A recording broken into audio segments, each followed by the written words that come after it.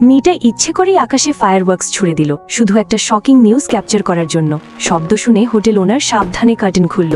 বাইরে ফায়ারওয়ার্কস দেখে সে নিজের কোলে থাকা মহিলাকে জড়িয়ে ধরে দৃশ্যটা উপভোগ করতে লাগলো। পরের দিন সকালেই লোকটার স্ক্যান্ডেল পুরো ইন্টারনেটে ছড়িয়ে পড়ল। এই এক্সক্লুসিভ নিউজ বিক্রি করে মেয়েটা একাই $3 লাখ আয় করে ফেলল। মেয়েটা ছিল একজন স্মার্ট রিপোর্টার, ডিসগাইজ করতে সে ছিল এক্সপার্ট। তার আইডি কার্ড আর ইয়ারিংস এর ভিতরে লুকানো ছিল টাইনি ক্যামেরা। এবার সে কেটিভি এর ওয়েট্রেস সেজে ঢুকেছিল। তার মিশন ছিল ফেমাস অ্যাক্ট্রেস আর বিলিয়নারের ইন্টিমেট মোমেন্টের ছবি তোলা, কারণ এই লোকটার স্ক্যান্ডেলের দাম অন্তত $10 লাখ। ঠিক যখন সে সিক্রেটলি ছবি তুলে বেরিয়ে যেতে যাচ্ছিল, তখন লোকটা তাকে ডেকে ওয়াইন সার্ভ করতে বলল। ধরা পড়ার ভয়ে সে বাধ্য হয়ে রাজি হলো। সে ওয়াইন এগিয়ে দিতে গিয়ে ভুল করে লোকটার পায়ে পা দিয়ে ফেলে, তারপর সরাসরি তার বুকে পড়ে যায়। লোকটা ঠান্ডা গলায় বলল, আমি তোমাকে ওয়াইন সার্ভ করতে বলেছি, আমার কোলে পড়তে না। মেয়েটা তাড়াতাড়ি সরি বলল, এমনকি লোকটার জামা চেঞ্জ করতেও হেল্প করার কথা বলল।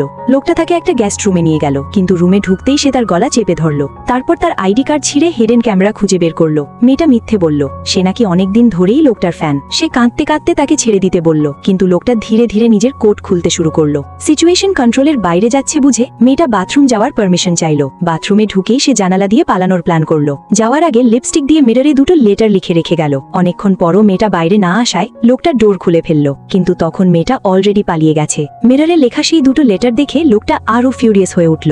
বাড়িতে ফিরে মেয়েটা তার আসল রূপ দেখালো। তার ইয়ারিংস এর ভিতরে অনেক সিক্রেট ফটো সেভ করা ছিল। এবার সে রিভেঞ্জ নেওয়ার সিদ্ধান্ত নিল। সে ইন্টারনেটে রিউমার ছড়িয়ে দিল যে বিলিয়নের লোকটা ফিজিক্যালি ইনকেপেবল। পরের দিন নিউজ আর ছবিগুলো সোশ্যাল মিডিয়াতে ট্রেন্ড হতে শুরু করলো। লোকটা রেজে পাগল হয়ে তাকে খুঁজতে শুরু করলো। এদিকে মেয়েটা হসপিটালে নিজের মাকে দেখতে গেল, কিন্তু রুমে ঢুকে সে দেখলো বেড খালি। ঠিক তখনই পেছন থেকে একটা ঠান্ডা কণ্ঠস্বর ভেসে এলো, আর সে ঘুরে দেখলো লোকটা তার ঠিক পেছনে দাঁড়িয়ে আছে।